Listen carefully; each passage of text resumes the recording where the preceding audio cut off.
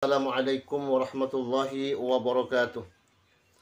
Alhamdulillah, Allahumma salli wa sallim ala sayyidina Muhammadin bil lisani jami'ati fi hadratil wasi'ah suratan tamuddu biha jismi min jismihi wa qalbi min qalbihi wa ruhi min ruhihi wa sirri min sirrihi wa ilmi min ilmihi wa amali min amalihi wa khuluqi min khuluqihi wa wijhati min wijhatihi wa niyati min niyatihi wa qasdi min qasdihi wa ta'udu barakatuha alayya wa ala awladi wa ala ashabi wa ala ahli asri ya nur ya nur ya nur ya nur ija'alni nuram bihaqqin nur.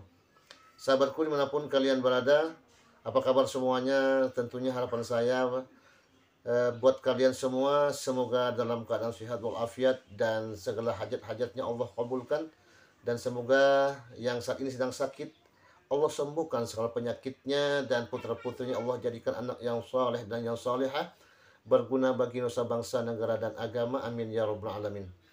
Tetap semangat untuk menjalin persatuan dan kesatuan umat, dan jangan sampai kita terpecah belah dengan adanya masalah. Dan hadapilah masalah tersebut dengan akal sehat dan penuh keimanan kita kepada Allah Subhanahu wa taala.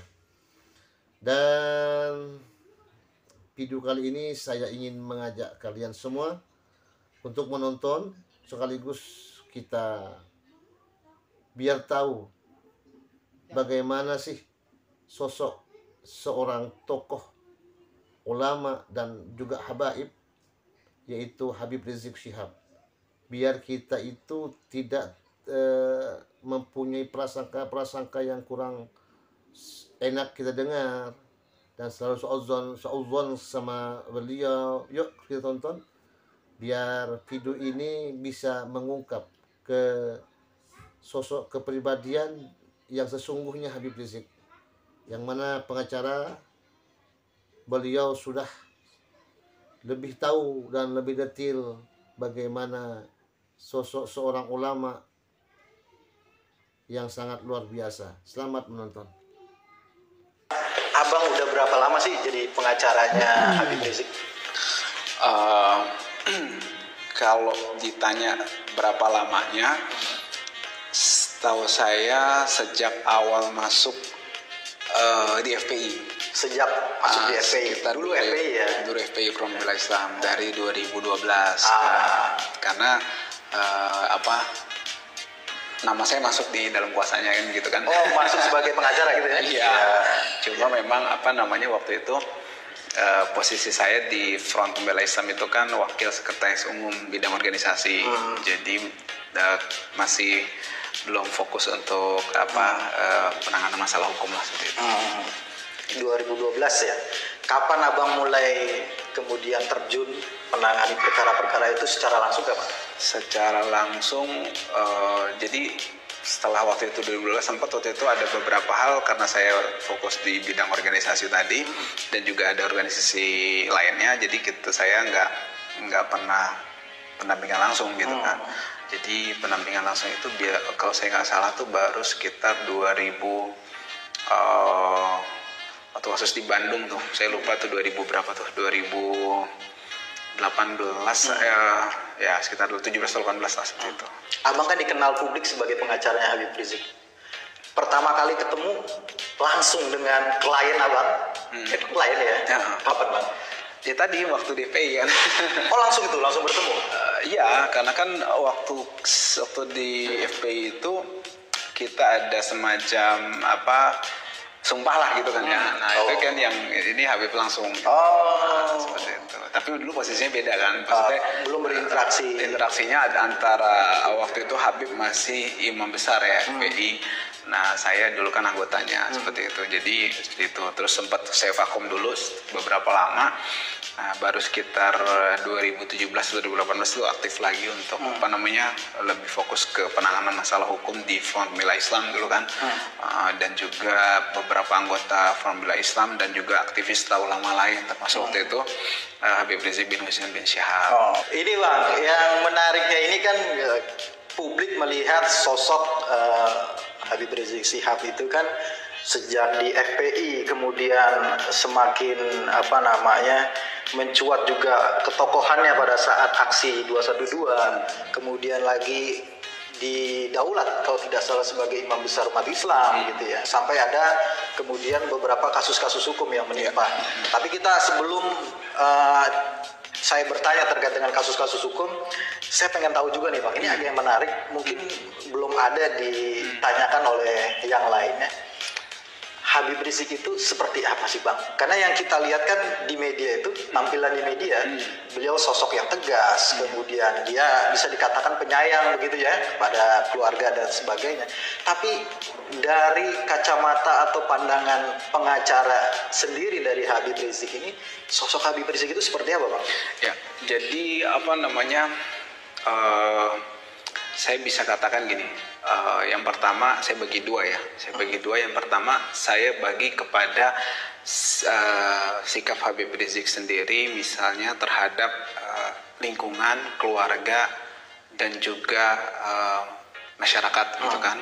Kemudian kepada tim pengacara, terakhir mungkin kepada sikap amar ma'ruf nahi munkar itu sendiri. Tiga ya. Nah, kalau terkait dengan keluarga, beliau itu sangat lembut, sangat penyayang, dan juga sangat peduli, concern dengan seluruh anggota keluarganya tanpa terkecuali.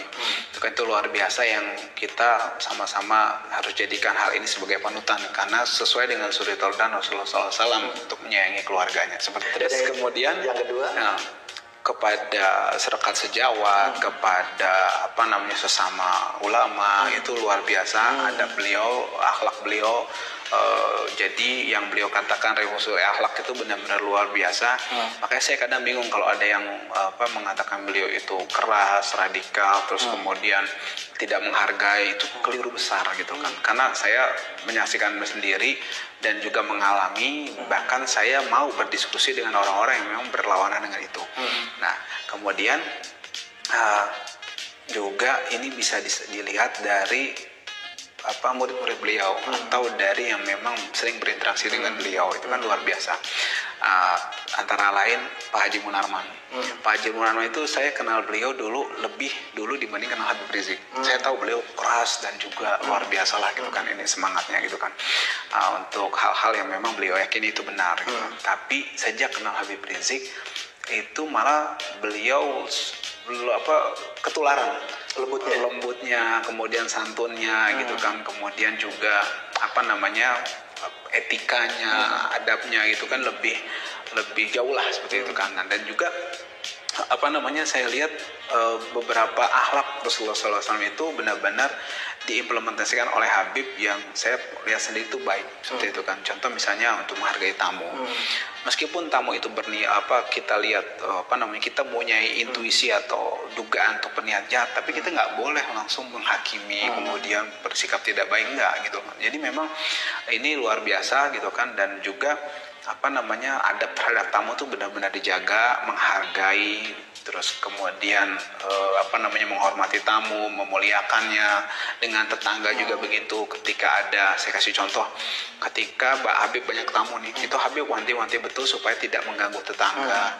Bahkan sampai Habib meminta waktu itu untuk supaya beliau banyak disentuh atau di Megamendung. Karena kenapa?